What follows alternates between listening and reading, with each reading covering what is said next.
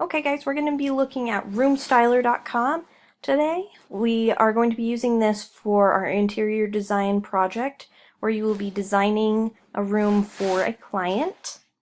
So on this website you can look at some popular designs that have been created by other people. You can also look at some mood boards that might give you some inspiration in designing your own room. So in order to design your own room, you're going to go here to create a 3D interior. Click on that and it'll pop up this. They also have a great video tutorial that's a little bit more in depth than mine is. If you would like to utilize that, you're more than welcome to. If not, you can mess around with it after watching this. Okay, so here we have our blank screen. In order to add anything, we're going to go to this left-hand toolbar here. We're going to click it up in here. We can use any of these room shapes, or you can draw your own walls, whatever you'd prefer. Just for the sake of this, we're going to use just this box. Just drag it, drop it in place. You can click on any of the walls and pull them in or out, make your room larger, smaller. The dimensions are on the outside here, so you know exactly how long each of your walls are going to be, which will be important information for your assignment. Going here, we can also add doors and windows and other architectural things such as stairs and other things like that. So you can take a look through these, see what they have and anything you'd like to use. So I'm going to show you how to put a door in, just a standard door here. Just going to add it there. It shows you where your door swing will be.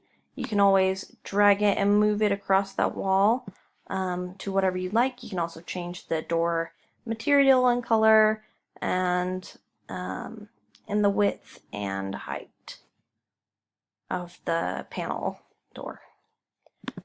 You can also add windows by doing the exact same thing, just dragging it and dropping it into place. You can slide it to wherever you'd like. You can add others, pull that over there, then you have two windows on this wall. Whatever you'd like to do, you can do it. You can design and create your own thing.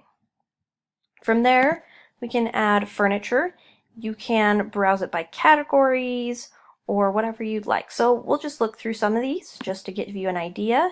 So accessories, we've got furniture covers, indoor games like laundry accessories, cushions, beanbags. So you get the point. You can get pretty much anything on here. See, there's books, artwork, bookshelves, houseplants, cars. I want you to look through these and find stuff that you'd like to use.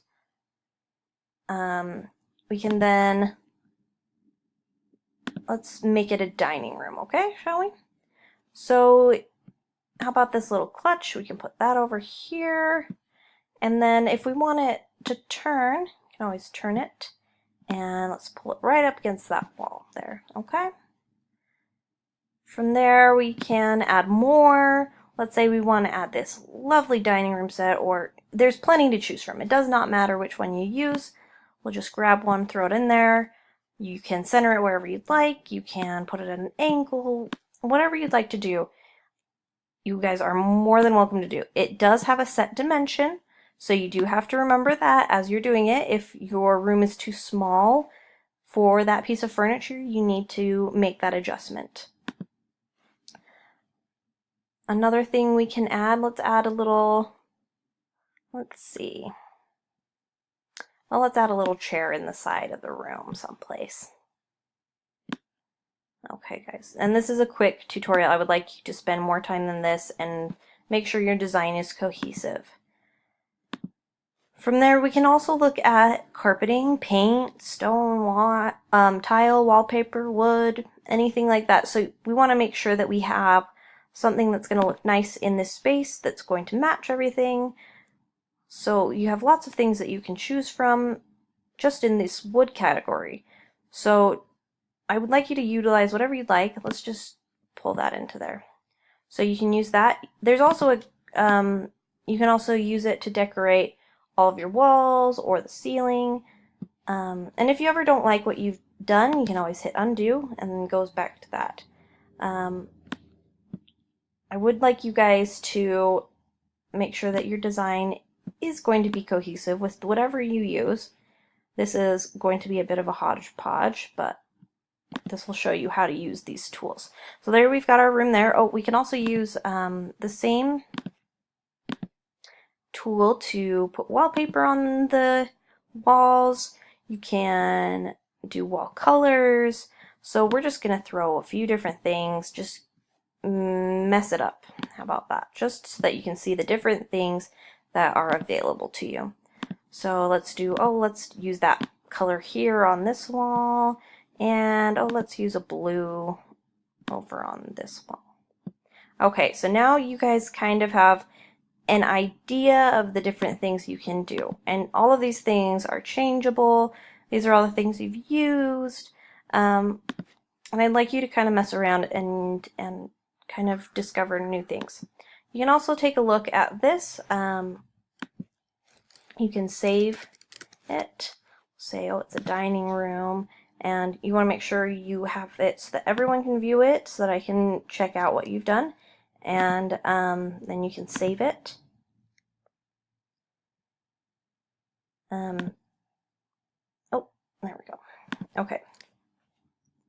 From there, you can look at your 3D rendering of it. Looking around the room, you can slide over and just look at what you've designed. As you're looking, you can tell what does work and what doesn't. Does this wallpaper match better with this that I've used, or does this? So just take a look, make sure that you're using what you really want to use. And if you don't like it, you can always go back to your design and say, oh, I didn't really like this table in this room, so I'm going to take that table and I'm going to change it into another. So take a look at what you like, and if you have any questions, let me know.